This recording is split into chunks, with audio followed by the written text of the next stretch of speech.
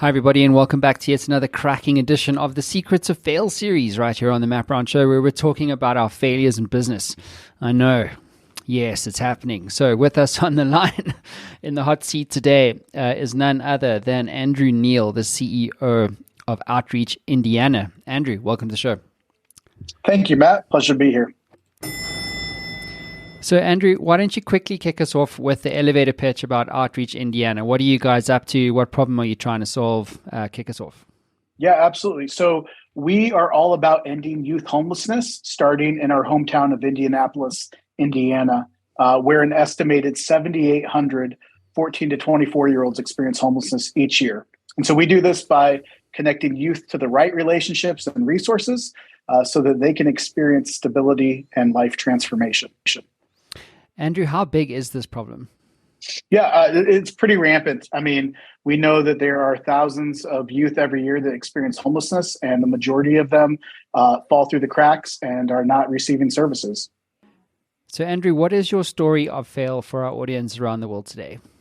Absolutely. So I'll actually tell you about a time at my last nonprofit organization where we started 3 social enterprises in 3 months in the middle of the pandemic. So to give you a little context, in 2016, I was a co-founder of a nonprofit organization that served an under-resourced community in the areas of reentry. So we helped those who were reentering from addiction, incarceration, and homelessness. We served those in youth development and in housing. And in 2016, I was the first employee of that organization. And by 2021, we had grown to a $2 million operating budget with a staff of 20. And at that point, I was the COO of the organization. And in the spring of 2021, we had lost out on a grant opportunity that would have resulted in us building a barbecue restaurant and a coffee shop that would employ clients in our reentry and youth development programs. And in all honesty, our staff, when they found out that we lost out on this grant opportunity, they breathed a huge sigh of relief. They just felt like we were already at max capacity as an organization. Well, what happened after that was our CEO and I both took that rejection, and we decided, kind of against the advice of our senior leadership team, to start some social enterprises anyways. So our CEO, he went and he launched a breakfast burrito company. And my passion was on the youth development side. So I decided to go launch my own social enterprise, which was a lawn care and landscaping company. But then we went and kind of extended it even further, and we launched a construction and demolition company. All of this while our staff was begging us to put on the brakes. They were telling us that the growth had been too much, and internally all of our systems were crumbling. So by the fall of 2021, we had shut down the burrito company and the lawn care company. The burrito company was bleeding thousands of dollars a month due to an unsustainable business model. And while the lawn care company was making a profit, it was draining the resources of our staff. And today, the burrito company and the lawn care company remain closed. The construction company is on life support. The CEO has been terminated, and I've taken a position as CEO of another organization. So it was a pretty epic fail, Matt. The epic is the word you took right out of my mouth. So, Andrew, what did that teach you? What's the lesson that you now take with you moving forward? Absolutely. That's a good question. So what I learned from that, was threefold. Number one, listen to your team. I think our staffs, they serve as a pulse for the health of the organization. And if you're hearing a resounding no to an opportunity, there's got to be a reason behind that. If we trust our staff to be those individuals who can speak into the growth of our organization, then we need to trust them even when they're hesitant to opportunities. So number one, listen to your staff. Number two, don't operate in isolation. I think reflecting back on it, each of those social enterprises failed because you had 2 of the leaders of the organization off doing 2 separate businesses.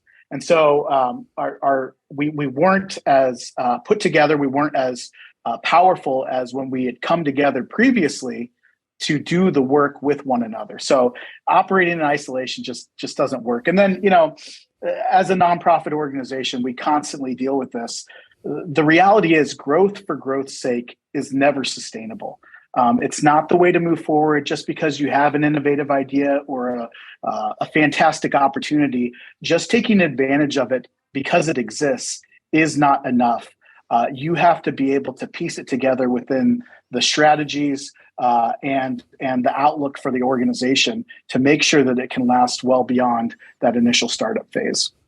Yeah, I've had a similar experience, different context, in the sense of, because I'm a visionary. Most founders are visionaries. They can see the future before it actually happens, and then they build a business around solving that problem, so that the future looks different, or it's transformed as a consequence. So what I do personally, for sure, is my wife's always giving me shit about it, in the sense of, she's like, just stay where you are. Like, you don't need to go off piste and then cross that massive ocean and try and launch this new thing. Just stay where you are. Like, as long as you're solving a problem and you're making a difference, to your point, especially as a nonprofit, then and you're making money and your staff are happy.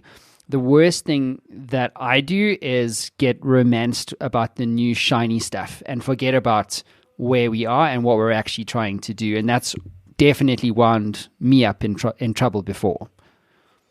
Yeah, that's great. That's great wisdom. For sure.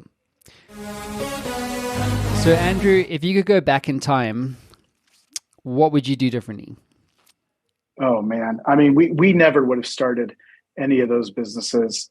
As I reflect back up on my leadership at that time, I think there was a role that I needed to play as COO to my CEO, who also was a visionary. So you've got two of your top leaders who are both visionaries and who want to push the ball forward. We needed a third person in there who could play that role of the brakes, because neither one of us was self-aware enough to realize that we couldn't say no to these opportunities. And so now in my current organization, I'm surrounded by a senior leadership team that is very much the brakes to my gas.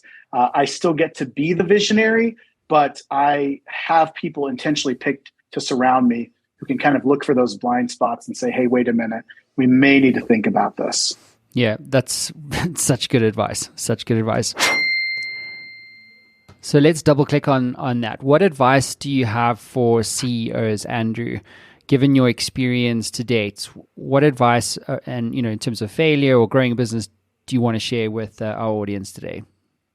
Yeah, I mean, absolutely. I think it starts with self-awareness, Matt. If you don't have the self-awareness to understand what role you play in an organization, you're going to try to play all the roles and you're going to fail at it. For a lot of us who are leading organizations, we are the visionaries. And so we know that we need a sandbox to create in. And so you have to be able to find what that defined sandbox is. And you need people to keep you in that sandbox. I know it sounds like we're acting like children in it, but in a way we kind of are. I mean, we want to play, we want to have fun, we want to build and grow, but we need some guardrails around each of us, and having the self-awareness to say, hey, that's me. And can you help me stay in this lane? That takes a lot for each CEO. Andrew, sometimes I've found that we only learn these lessons when it's too late, like the consequences come and gone. And obviously, as you know, I'm sure hindsight's a perfect science. So when you think about the process of becoming self-aware as a business owner, do you have any methods or frameworks or any other kind of reference or insight that you would like to share to a founder such as myself who is unaware of, I'm a visionary, but actually here's what's happening. You know what I mean? Like here's the car crash that you don't see. How do you develop self-awareness? What advice do you have there? I mean, there's a number of great tools that are out there. We use the Enneagram a lot. If you haven't used that, I'm a 7, which is very much like I want to go. I'm the energy. I'm vision all the time. There's a lot of other really good assessments, but I think at the end of the day, it's about asking those who know you best for the truth and for honesty. And if you were to pull in, three of your direct reports and say, hey, give it to me honest. This isn't, your job isn't on the line. This doesn't affect your performance or your pay. But I want to know, how do I lead? Where do you see my strengths? Where do you see my weaknesses? If you can create that kind of a culture, you're going to be confronted with the truth in a way that may be surprising, may be encouraging, but will definitely be challenging. Here's what I've learned. No one will tell you suck to your face, especially if you're a CEO. They'll be like, no, but your wife amazing, will. Andrew. Every sense of the word, bro. Yeah, that's why like our spouses are so important, Matt, because my wife will tell me when I suck and I need to listen.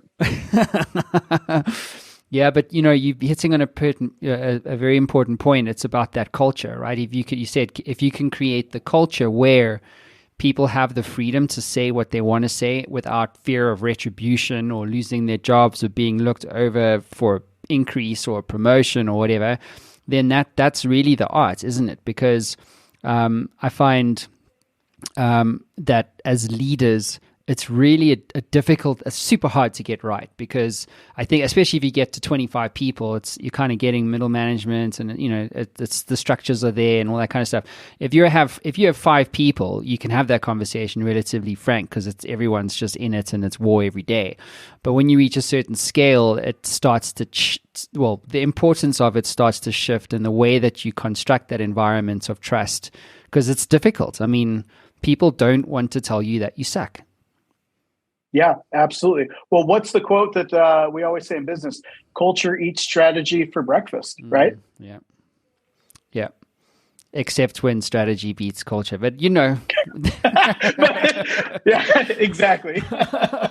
It's like the more I build businesses, the more I realize how much I don't know. So, man, we're just trying to figure out. We're building the plane as we're flying it. Yeah, absolutely. Well, and Andrew, thanks for being on the show, dude. Your perspectives matter, and thank you for being vulnerable on the Secrets of Fail series on the Matt Brown Show. I appreciate you. Cheers, everyone.